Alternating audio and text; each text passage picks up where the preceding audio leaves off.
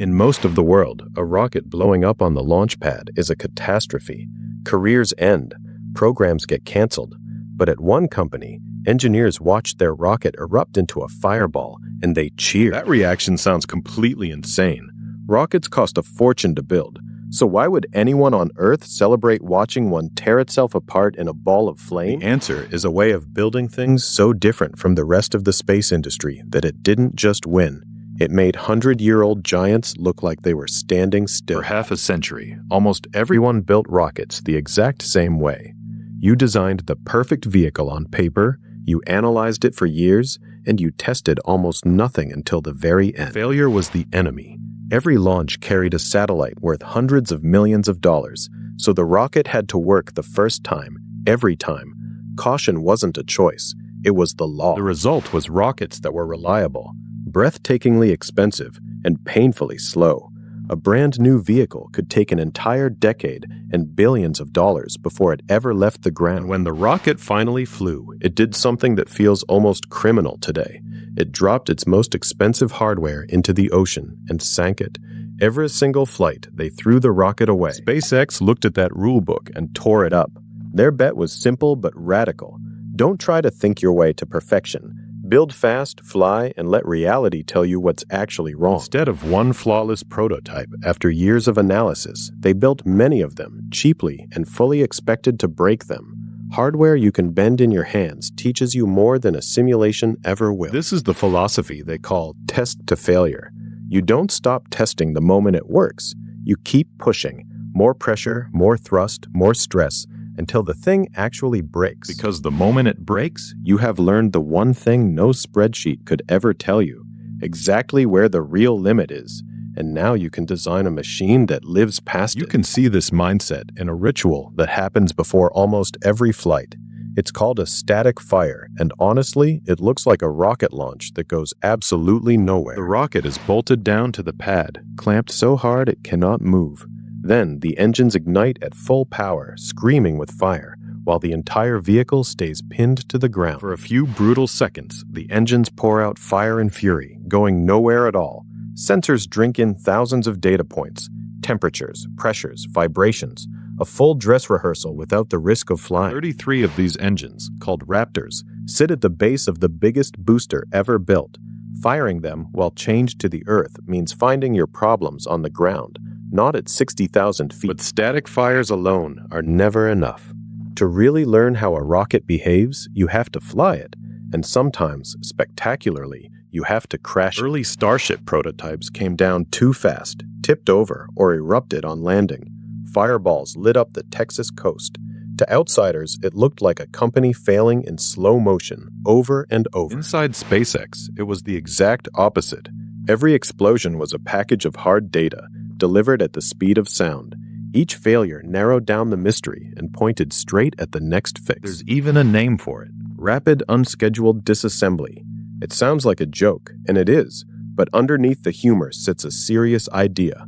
A blown-up test can actually be a bargain. A cautious program might spend 3 extra years and $1 billion avoiding a single failure.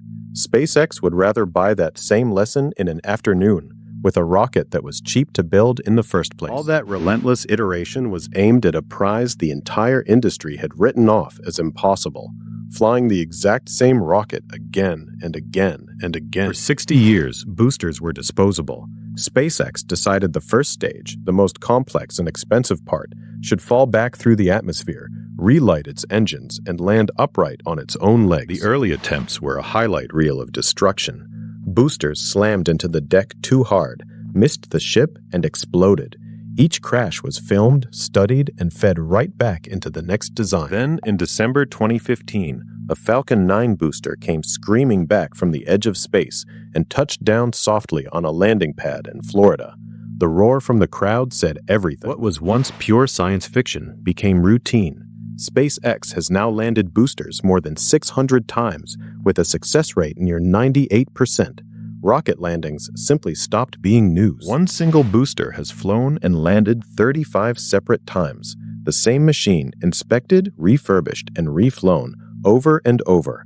The airline model that aerospace insisted could never work. Then they aimed even higher. Instead of landing the largest booster ever built on legs, they would try to catch it right out of the sky with the launch tower itself. Two giant metal arms, nicknamed the chopsticks, wait on the tower.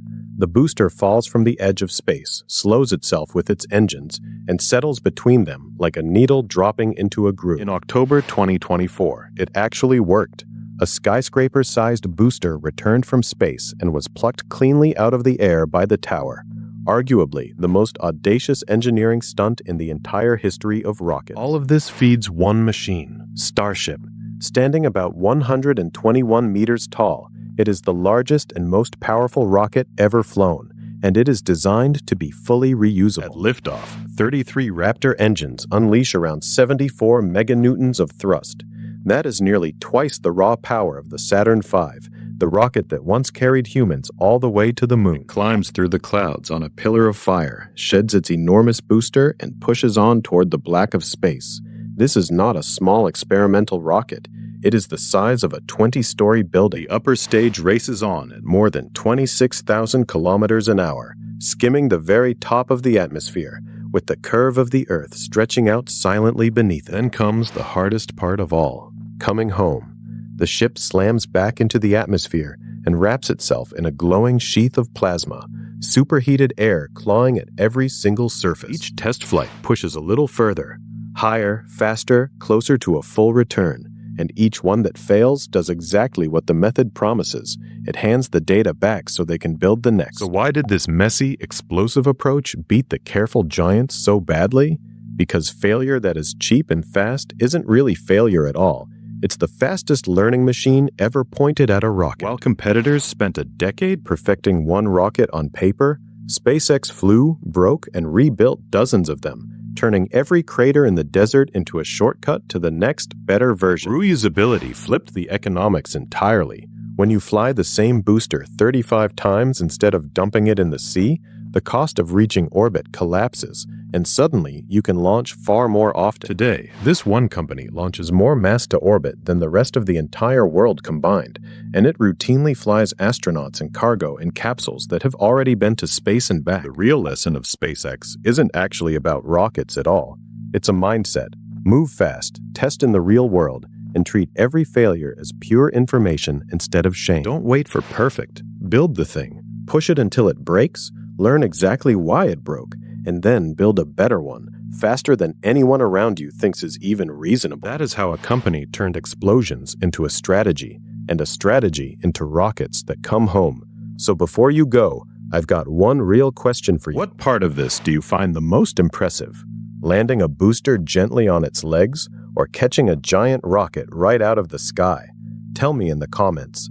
And if you want more stories from the frontier of space, subscribe to Ascent.